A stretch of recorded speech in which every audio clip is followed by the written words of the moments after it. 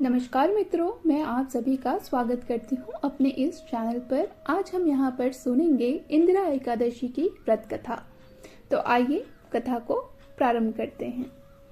धर्मराज युधिष्ठिर कहने लगे कि हे भगवान, आश्विन कृष्ण एकादशी का क्या नाम है, इसकी विधि तथा फल क्या है, सो कृपा करके कहिए। भगवान श्री कृष्ण कहने लगे कि इस एकादशी का नाम इंदिरा एकादशी है। यह एकादशी पापों को नष्ट करने वाली तथा पितरों को अधोगति से मुक्ति देने वाली होती है। हे राजन, ध्यान पूर्वक इसकी कथा सुनो। इसके सुनने मात्र से ही व्यायपेय यज्ञ का फल मिलता है। प्राचीन काल में सतयुग के समय में माहिष्मती नाम की एक नगरी में इंद्रसेन नाम का एक प्रतापी राजा धर्म पूर्वक अपनी प्रजा का पालन करते हुए शासन करता था। वह राजा पुत्र, पौत्र और धन आदि से संपन्न और विष्णु का परम भक्त था।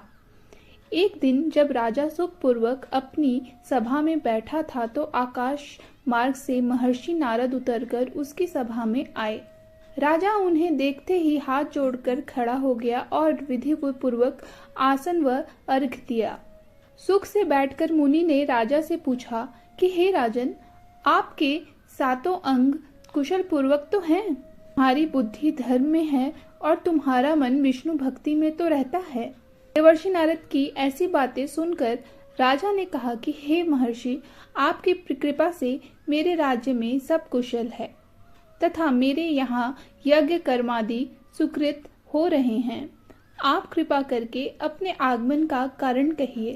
तब ऋषि कहने लगे कि हे राजन, आप आश्चर्य देने वाले मेरे वचनों को सुनो। मैं एक समय ब्रह्मलोक से यमलोक को गया। वहां श्रद्धा पूर्वक यमराज से पूजित होकर मैंने धर्मशील और सत्यवान धर्मराज की प्रशंसा की।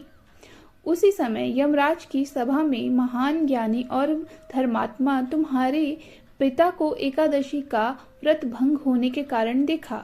उन्होंने संदेशा दिया, सो मैं तुम्हें कहता हूँ। उन्होंने कहा कि पूर्व जन्म में कोई विघ्न हो जाने के कारण मैं यमराज के निकट रह रहा हूँ। सो हे पुत्र, यदि तुम आश्विन कृष्णा इंदिरा एकादशी का व्रत मेरे निमित्त करो तो मुझे स्वर्ग की प्राप्ति हो सकती है। इतना सुनकर राजा कहने लगा कि हे महर्षि, आप इस व्रत की विधि मुझसे कहिए। नारद जी कहने लगे, आश्विन माह की कृष्ण पक्ष की दशमी को प्रातः काल श्रद्धा पूर्वक स्नान आदि से निर्वृत्त होकर पुनः दोपहर को नदी आदि में जाकर स्नान करें, फिर श्रद्धा पूर्वक पितरों को श्राद्ध करें और एक बार भोजन करें। प्रातः काल होने पर एकादशी के दिन दातून आदि करके स्नान करें, फिर व्रत के नियमों को भक्ति पूर्वक ग्रहण करता हुआ प्रतिज्ञा करें कि मैं आज संपूर्ण भोगों को त्याग कर निराहार एकादशी का व्रत करूंगा। हे अच्युत्य, हे पुंडरीकाक्ष, मैं आपकी शरण में हूँ, आप मेरी रक्षा कीजिए। इस प्रकार नियम पूर्वक शालिग्राम की मूर्ति के आगे विधि पूर्वक श्राद्ध करके योग्य ब्राह्मणों को फलाहार का भोजन कराएं और दक्षिणा दें। पितरों के श्राद्ध से जो बच जाए उसको सूंघ कर गौ को दे तथा धूप, दीप, गंध, पुष्प, नैवेद्य आदि सब सामग्री से ऋषिकेश भगवान का पूजन करें। रात में भगवान के निकट जागरण करें। इसके पश्चात द्वादशी के दिन प्रातः काल होने पर भगवान का पूजन करके ब्राह्मणों को भोजन कराएं। भाई बंधुओं, स्त्री और पुत्र सहित आप भी मौन होकर भोजन करें। नारद जी कहने लगे कि हे राजन, इस विधि से यदि तुम आलस्य रहित हो करके इस एकादशी का व्रत करोगे तो तुम्हारे पिता अवश्य ही स्वर्गलोक को जाएंगे। इतना कहकर नारद जी अंतर ध्यान हो गए। नारद जी के कथानुसार राजा द्वारा अपने बांधवों तथा दासों सहित व्रत करने से आकाश से पुष्प वर्षा हुई और राजा का पिता गरुड़ पर चढ़कर विष्णु लोक को गया।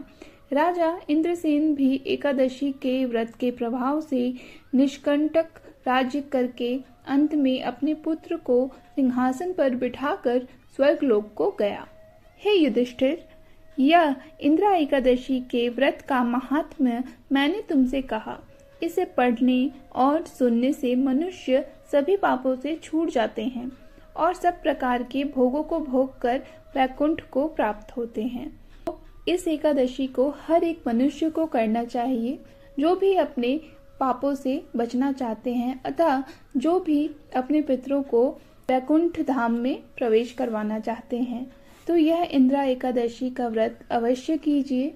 मैं आशा करती हूँ मित्रों आपको ये कथा अच्छी लगी होगी और भगवान कृष्ण आप सभी की इच्छाओं को पूरी करें। और सभी का बहुत बहुत धन्यवाद। राधे राधे। जय श्री कृष्ण।